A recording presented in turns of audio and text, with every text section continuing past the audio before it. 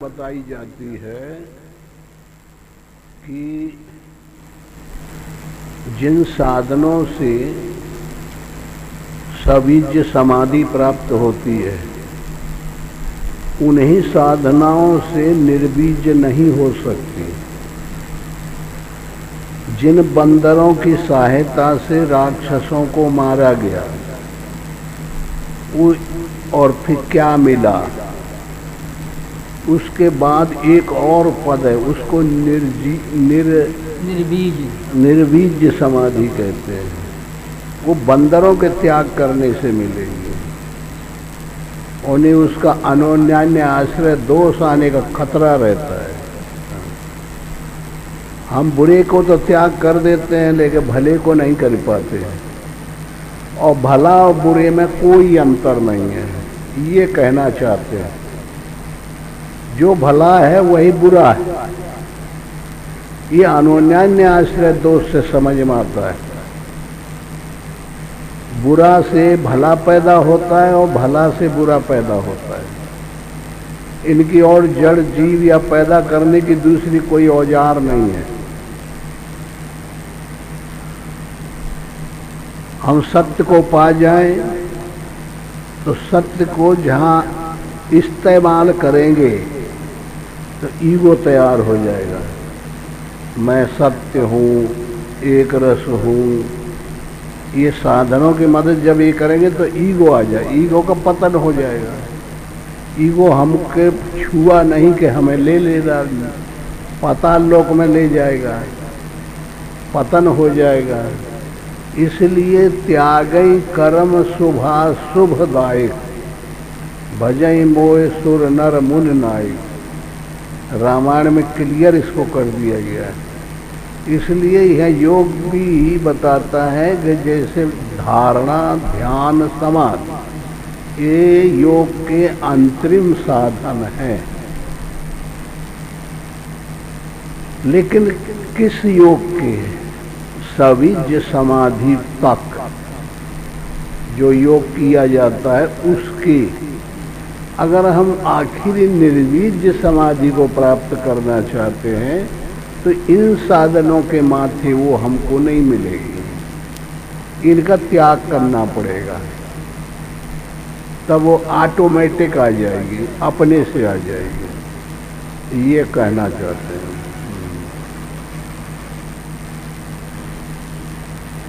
उत्थान निरोध संस्कारयोर आविर्भाव प्रादुर्भावो निरोध क्षण चित्तान्वयो निरोध परिणामः।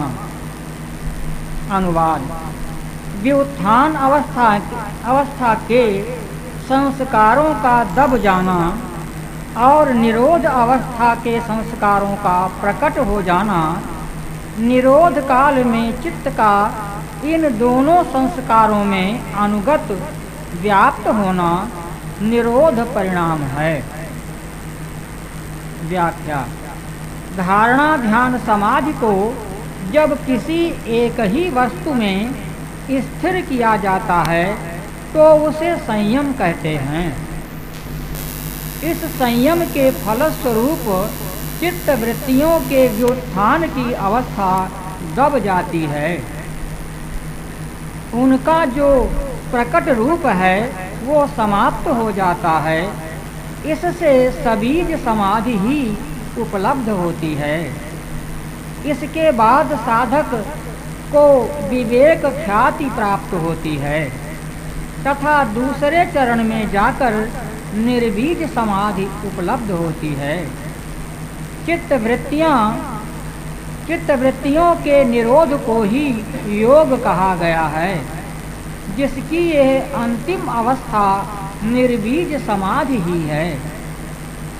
सबीज समाधि की अवस्था में चित्त की वृत्तियों का जो प्रकट रूप है वो तो दब जाता है, प्रसुप्त हो गया। उदार रूप है वो प्रसुप्त हो जाता है। इतना ये धारणा, ध्यान, समाधि कर सकते हैं। किसी चीज की धारणा, एक चीज को हमने ले लिया, उसी पे ध्येय बन गया कि हमारा वही धारणा है, बस हम किसी को नहीं माने, वही को देखेंगे, जिद कर लिए, ये धारणा। और ध्यान ध्येय बन गया और मन हमारा ध्याता हो गया और न्यूट्रल ध्यान हो गया। ध्यान ध्येय आयन ध्यान, ये तीनों त्रय में एकत्र संयम बन गया। तदेवार्थ मात्र निर्भाषा स्वरूप शून्य मिमम समाधि, वही दूसरे रूप में समाधि का रूप ले लिया। वो एक पॉइंट पे हमने समत्व प्राप्त कर लिया, वो इंलार्जमेंट हो गया, समाधि व्यापक सर्वत्र हो गया। तो ये तीनों करीब करीब एक दूसरे के जैसे 4, 5, 6, 7 ऐसे मिले से हैं। तो इनसे होता क्या है कि चित्त की वृत्तियां सर्वथा उदार रहती हैं, कार्य में परिणत रहती हैं, दौड़ती रहती हैं, ये प्रसुप्त हो जाती हैं, उदारपना खत्म हो जाता है। इतना काम करेगा, उदारपना खत्म हो जाएगा, प्रगटपना खत्म हो जाएगा, प्रसुप्तपना रह जाएगा, लेकिन नष्ट नहीं होती, फिर उदार हो सकती है। तो इसलिए इसके लिए इनका त्याग करना पड़ेगा। तो कैसे त्याग करना पड़ेगा कि अब साधना हम लगे हैं छोड़ दें? तो ऐसे त्याग नहीं, ऐसे तो फिर जिनको छोड़े थे पीछे के जो नीचे की सीढ़ी है फिर आ जाएगी, पतन हो जाएगा।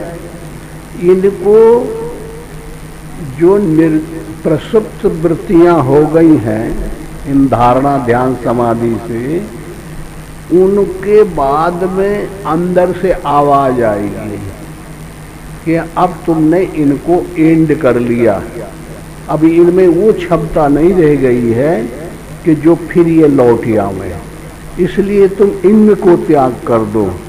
इनसे जो मिला जुला साधन है, गैप नहीं है, उसको एक सीढ़ी ऊपर आ जाओ।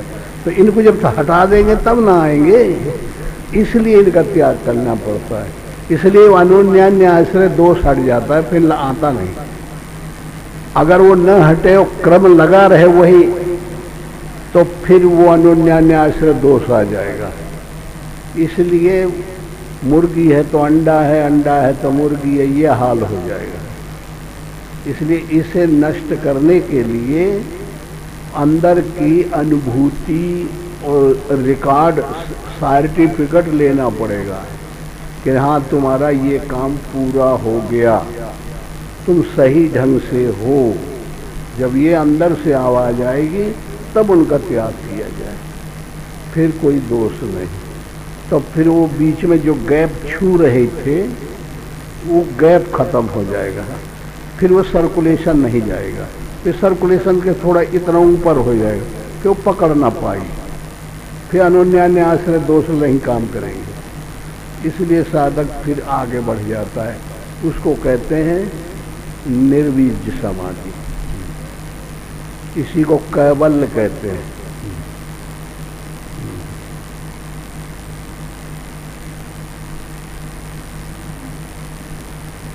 देखो रामायण में कह देते हैं कि संयम रूपी सेत बनाना संसार रूपी समुद्र के ऊपर, वहाँ मिलान करता है ये योग की प्रक्रिया।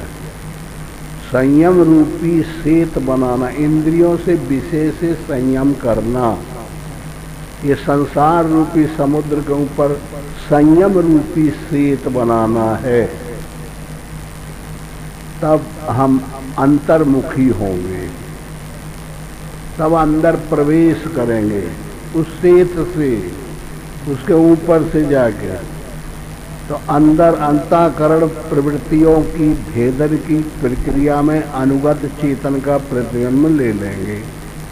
तो इस तरीके से जब हमारी ऐसी उन्नति हो जाएगी तब फिर हम ये सविज्य समाधि से निर्जीव की तरफ चले जाएंगे। तब फिर रावण घबरा जाएगा और रावण के दूत आ जाके कहते थे कि अरे बड़ी भारी पलटनों अरबों बंदर आए और समुद्र के किनारे पड़े हैं। तो रावण खका के हंसता था, कहता था कि का उखाड़ लिया है बंदर समुद्र, समुद्र सारे का सब डुबो के मार डाली, और जो आवे तो पकड़ पकड़ के तू लोग भाई खड़े रहो, सब खा लेना एक एक बंदर का। और हंसता था और नंगा नाच करता था।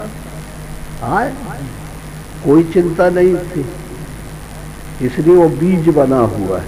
फिर मरेगा, सन्मुख, संसार उन्मुख है भाई, मोह, यही बीज आएगा, क्रोध, काम, यही सब आएगा। तो फिर जो है जब अंदर आ गया तब घबरा गया। तो एक साथ समुद्र के नाम है 10 और 10 मुंह से निकल पड़े। मालूम है ये चौपाई? बागीस और तोय कंपित उदद नदीस, ये 10 नाम है समुद्र के, एक साथ निकल गया। और ये प्रणाम है, नियम है कि जब एक साथ रावण 10 नाम ले लेगा, समझ लेगा रावण का अंत आ गया। हाँ, एक साथ जब बोलेगा और एक ही चीज के सब नाम एक ही चीज के होंगे, तब वो समझ जाएगा वो जो ये माया का फैला हुआ है। क्योंकि अंदर पहुंच गए तो अंदर वो है, तो अब तो एक ही रही ना, दोनों तो रही है ना। तो यही ऐसे ऐसे मिलाना चाहिए तो सब चीजें मिल जाती हैं करीब करीब। खास कोई मतलब नहीं है। ये साधनों के भेद अलग अलग क्यों हो गए? स्वभाव से, उनका अलग है, हमारा अलग है, उनका अलग है, उनका अलग है, थोड़ा थोड़ा अंतर रहता है। हमने ये स्वीकार किया, उसने वो स्वीकार किया, उसने वो अच्छा लगा, और कोई मतलब नहीं है। पहुंचना गंतव्य स्थान एक ही है, जाना भी है धरातल एक है। हाँ, अब किसी को सरलता है, किसी को दुर्गमता है, किसी को दिक्कतें ज़्यादा आ जाती है, किसी को कम आ जाती है। हाँ, तो इस तरीके से बहुत बढ़िया बात बता रही है कि व्याख्या अच्छी आई है जो लिखा है। वो तो बिल्कुल आकाश में नंगा नाच आए उनका, जो मना है वो लिख दी, कवि तो आए। आजा पढ़ो।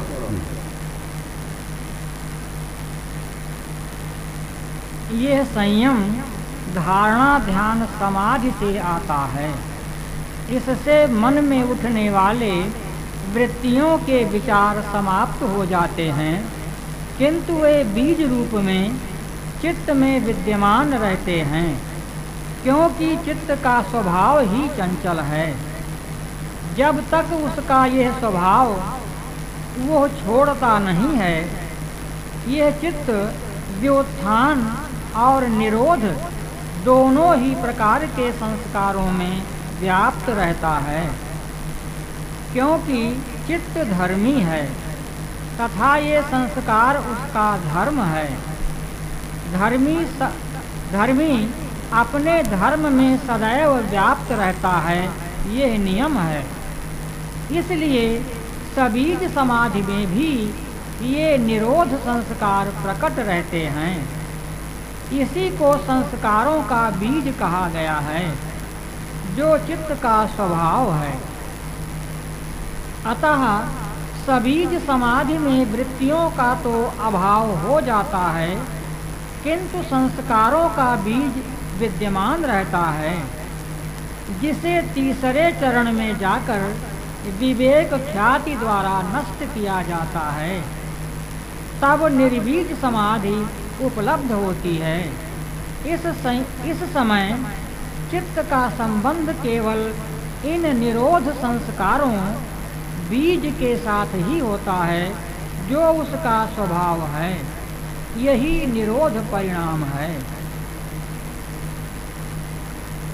ख्याति माने डिग्री, ख्याति माने बहुत कोई डिग्री मिले। हाँ, बड़ा भारी पद। हाँ, अख्याति, विख्याति, अविख्याति, ख्यातियों का वर्णन यम वेदांत में बहुत आता है।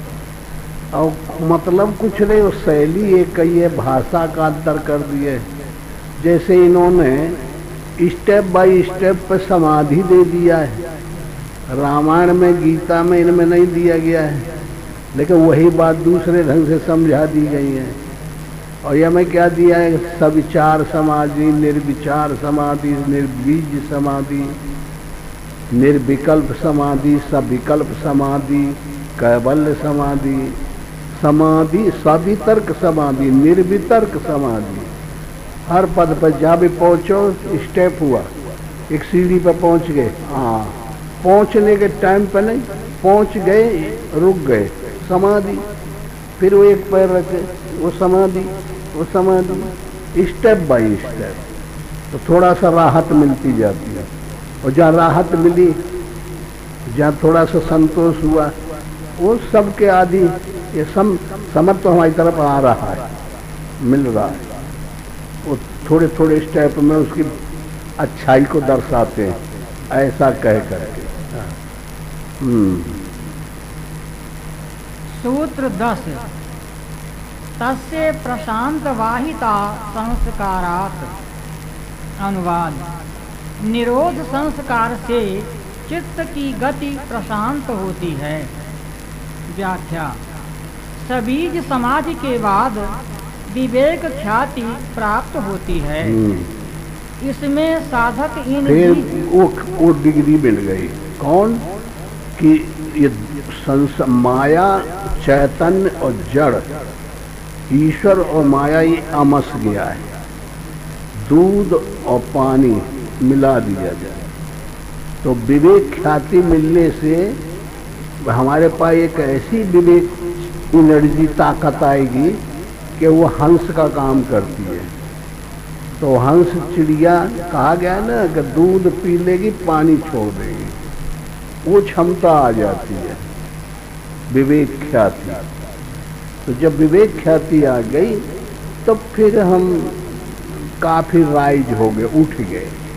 हाँ, फिर दिक्कत नहीं आती। हाँ, फिर क्या कहते हैं, इसमें साधक इन बीज रूप संस्कारों को जान लेता है तथा यह भी जान लेता है कि ये संस्कार चित्त के चंचल स्वभाव के कारण हैं। चंचलता इस चित्त का धर्म है जो उससे अलग नहीं किया जा सकता। इस प्रकार का ज्ञान हो जाना ही विवेक ख्याति है।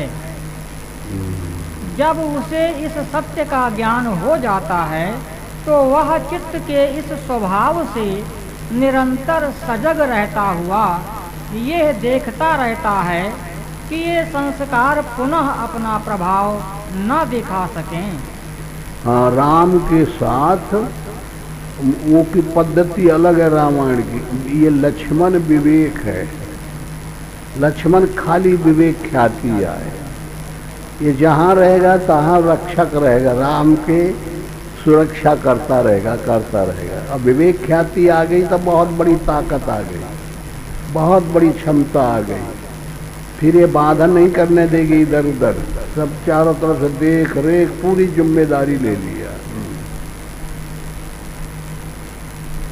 और इसी को फिर कह दे, चाहे दूसरे रूप से कह दे कि ऋतंभरा तत्व प्राज्ञा।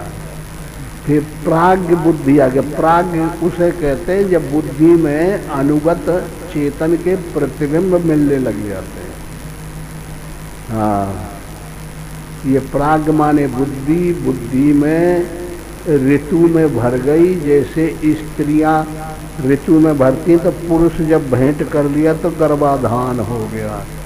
तो वो परमात्मा जो सर्वत्र है, एक रस है, वो का अंश आ गया। और ये जो ये सबीज है ये खत्म होकर निर्बीज हो गया। जो वो बीज आ जाएगा तब ये निर्बीज हो जाएगा। हाँ, बगैर होके आए ये जा नहीं सकता। हाँ, और नुक्ता है, ये मन है, मन ये लगा है तो ये है, और नहीं लगेगा तो वो है। हाँ, पढ़ो। निरोध परिणाम से चित्त की गति प्रशांत हो जाती है। उसका चंचलता का सारा प्रभाव नष्ट हो जाता है, जिससे उस पुरुष आत्मा का बिंब उसे स्पष्ट दिखाई देने लगता है। इस स्थिति में पहुंचा योगी प्रकृति और पुरुष का भेद स्पष्टतया जान लेता है, किंतु इस स्थिति में भी ये संस्कार बीज रूप में चित्त में विद्यमान रहते ही हैं। सूत्र 11। सर्वार्थतैकाग्रतयो क्षयोदयो चित्तस्य समाधि परिणामः। अनुवाद। इस प्रकार के विषयों का चिंतन करने की वृत्ति का क्षय हो जाना और किसी एक ही ध्येय विषय को चिंतन करने वाली एकाग्रता अवस्था का उदय हो जाना, यह चित्त का समाधि परिणाम है। व्याख्या। इस समस्त सृष्टि के पदार्थों का कारण चित्त महत् तत्व है, इसलिए इस चित्त में आए परिवर्तन के परिणाम स्वरूप सृष्टि के हर पदार्थ में परिवर्तन आता है। चित्त का यह परिवर्तन दो चरणों में होता है। प्रथम को समाधि परिणाम तथा दूसरे को एकाग्रता परिणाम कहते हैं। यम नियमों आदि के पालन से चित्त की वृत्तियों का जो बाह्य स्वरूप आचरण संबंधी स्वरूप है वो तो रुक जाता है, किंतु मन में उनके विचार चलते रहते हैं। इन विचारों का चलना चित्त की चंचलता ही है, जिसे चित्त की विक्षिप्तावस्था कहते हैं, यानी चित्त में क्षोभ उत्पन्न होना। साधक जब ध्यान धारणा समाधि में प्रवेश करता है तो सर्वप्रथम उसकी संप्रज्ञात समाधि सिद्ध होती है। इसका वर्णन समाधि पाद के सूत्र 17 में किया गया है। इसके अंतर्गत निर्वितर्क तथा सवितर्क संप्रज्ञात समाधि द्वारा चित्त की चंचलता समाप्त होकर केवल ध्येय मात्र का ही ज्ञान रहता है। चित्त इस समाधि के द्वारा अपनी विक्षिप्तता चंचलता छोड़कर एकाग्र अवस्था में परिणत हो जाता है। यही चित्त का समाधि परिणाम है। संप्रज्ञात समाधि के फलस्वरूप ही उसका यह परिणाम सामने आता है एवं एकाग्रता का उदय होता है। यहीं से चित्त में परिवर्तन आरंभ होता है, जो इसकी पहली सीढ़ी है। अनेक वृत्तियों में भटकने वाला अब एक ही खूंटे से बंध जाता है। सूत्र 12। ततः पुनः शांतोदितौ तुल्य प्रत्ययौ चित्तस्य एकाग्रता परिणामः। अनुवाद।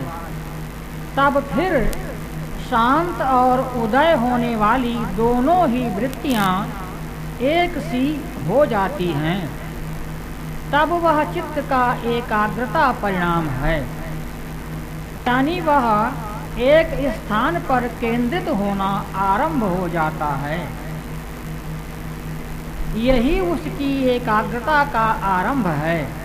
इसके बाद जब यह एकाग्रता सध जाती है तो चित्त में दूसरा परिणाम आता है, जिसे एकाग्रता परिणाम कहते हैं। इसमें चित्त भली भांति समाहित हो जाता है। इसमें उदय होने वाली तथा शांत होने वाली वृत्ति एक सी ही होती है।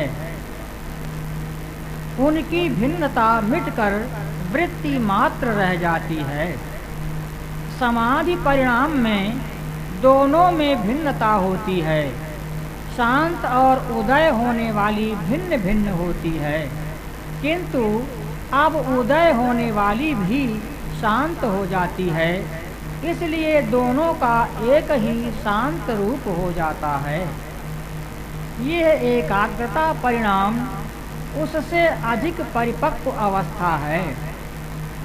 यह तब आता है जब संयम की अवस्था में साधक अधिक समय तक टिका रहे। इससे संप्रज्ञात विवेक ख्याति प्राप्त होती है तथा इसमें अधिक समय रहने पर ही उसे निर्बीज समाधि का लाभ प्राप्त होता है। यहाँ पहुंचकर योगी कृतकृत्य हो जाता है, यही उसका अंतिम फल है। सूत्र 13। एतेना भूतेन्द्रियेषु धर्म लक्षणावस्था परिणामा व्याख्याता। अनुवाद। उपर्युक्त चित्त के परिणामों से पांचों भूतों में और सब इंद्रियों में होने वाले धर्म, लक्षण और अवस्था परिणाम कहे जा चुके हैं। व्याख्या। अध्यात्म विज्ञान के अनुसार यह समस्त प्रकृति सत्व, रज, तम इन तीन गुणों से युक्त है। ये तीनों गुण परिणामी हैं, जिससे संसार की सभी वस्तुओं के कार्यों में परिवर्तन होते रहते हैं। हमें इस सृष्टि में जो कुछ दिखाई देता है वो इस प्रकृति का परिवर्तित स्वरूप ही है। इसका मूल तत्व प्रकृति का वह अव्यक्त स्वरूप है जो हमें दिखाई नहीं देता। उसका व्यक्त स्वरूप ही दिखाई देता है। उस अव्यक्त से व्यक्त तथा व्यक्त के भी विभिन्न रूप उस त्रिगुणात्मक प्रकृति के परिवर्तित रूप ही हैं। सांख्य एवं योग की मान्यता ठीक वैज्ञानिकों जैसी है कि कोई भी पदार्थ बिना हुए उत्पन्न नहीं होता। शून्य से कुछ भी उत्पन्न नहीं होता। जिसका अस्तित्व ही नहीं है उससे किसी का निर्माण नहीं हो सकता। कि वैज्ञानिक जिसकी खोज आज कर पाए हैं उसे सांख्य और योग हजारों वर्ष पूर्व ही जान गया था, बल्कि वो आज भी विज्ञान से अधिक गहराई तक जानता है। तार इन दो भेद वाली प्रकृति है। प्रकृति धर्मी है और धारण जो करती है वो अनेक गुण और अवगुणों को धारण करती है। उस समय आने पर प्रकट होते रहते हैं, प्रसुप्त होते रहते हैं। ऐसी नीति से ये उन्हीं के प्रकृति के आंतरिक अवयवों का विक्रीकरण और भेद से उनका स्वरूप का निर्णय देने के प्रयास में है। तो जैसे हम लोग बैठे हैं इस समय प्रकृति प्रसुप्त रूप में है और जब कार्य में रत हो जाएंगे, अनुसंधान शुरू हुआ तो उदार हो गई। तो इसी को वो अपनी भाषा में दूसरे ढंग से ले रहा है। इन्हीं को समझने के लिए कि बताना यूँ जरूरी है कि ये सब कृत हर समय दिन भर गुजर रहे हैं ना हम लोगों के ऊपर से, तो इन्हों का निरूपण करना ये भी साधन की प्रक्रिया ही है। और साधन जब किया जाएगा तो साधन में आने वाली वस्तु जो नष्ट होगी वो भेद से पूरे रूप से बताना चाहिए। तो उसके अवयव इधर के प्रकृति का क्षेत्र, उधर का, आगे का, पीछे का, अंदरूनी समय बताना पड़ेगा। उन्हीं का ऐसा बताने में लगा हुआ है। कौन सूत्र है? 15वां। एक है किंतु उसकी अनेक शक्तियां हैं जिन्हें उसका धर्म कहा जाता है। इन शक्तियों के परस्पर मिलन एवं क्रिया प्रतिक्रिया के फलस्वरूप ही विभिन्न रूपों का निर्माण होता है। जिस प्रकार एक ही स्वर्ण से विभिन्न आभूषण बनते हैं किंतु मूल में स्वर्ण ही है, उसी प्रकार एक ही प्रकृति अपने धर्मों शक्तियों की विभिन्नता से अनेक पदार्थों एवं रूपों को जन्म देती है। सही है, ऐसे अध्यात्म कहता है, ऐसे विज्ञान कहता है। ये तो ऑटोमेटिक सिस्टम है, अपने से बनती है, बिगड़ती है। इसमें कारण है ईगो, मूल चीज अहंकार, और विभिन्न प्रक्रियाओं में बदल देता है। कहाँ की पोथंगा ले विज्ञान की बातें पेल दिया है। अच्छा पढ़ बढ़िया बात है। अब साइंस विज्ञान ही तो है, ब्रह्म विद्या साइंस है। साइंस को विज्ञान कहते हैं, कोई अलग थोड़े है। भारतीय अध्यात्म इसमें विश्वास नहीं करता कि सृष्टि ईश्वर ने बनाई, न वह सब गुहार लगाए है या देहाती कि भगवान देखत है, भगवान बनाया, भगवान ही देखेगा, भगवान ही करेगा, बस भगवान पे छोड़ दो। भगवान का ऐसा मान ले कोई इंजीनियर आदमी आए बैठा बैठा बना रहा। जैसे ये जो कैसेट देखते हैं तो वहाँ विष्णु और लक्ष्मी बैठे, वो कमल नयन है और वो महादेवी, बस दो हैं। भाई इनके मारे वही वहाँ से प्रहलाद की रक्षा कर रहे हैं, वही जो है तो वहाँ ध्रुव की रक्षा किए, और वही जो अन्याय करता है तो घट से जन्म लेकर के वो लपेट के मार डाले थे।